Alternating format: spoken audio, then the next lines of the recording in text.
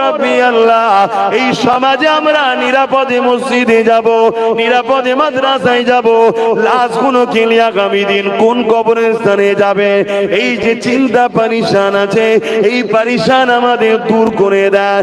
ও রব্বি আল্লাহ, আমাদের বাচ্চাগুলো দেশ বিদেশে কাজে গেছে, লাশ হয়ে ঘরে ফিরবে কিনা এর কোনো সিকিউরিটি নাই।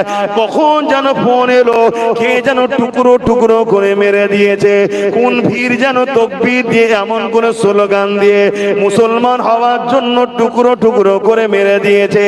এ আল্লাহ, অন্যায় করেছি আমরা, এই জালিমদের ঘরে আপন মনে করে নিয়ে তাদের সঙ্গে আমরা কাঁধে কাঁধ মিলিয়েছিলাম। আল্লাহ, আমরা বড় অন্যায় করেছি, ভুল করেছে। আপনার হাবিবের সুন্নাত ছেড়ে দিয়ে, আপনার হাবিবের রেখে যাওয়া কষ্টের দিনের কথা ছেড়ে দিয়ে এই বেঈমান জালিমদের কি করে গদি ঠিকবে, এই জন্য আমরা দলাদলি মারপিট করেছি। আল্লাহ, আমরা ভুল করেছি, ক্ষমা করে দেন। আপনি আমাদের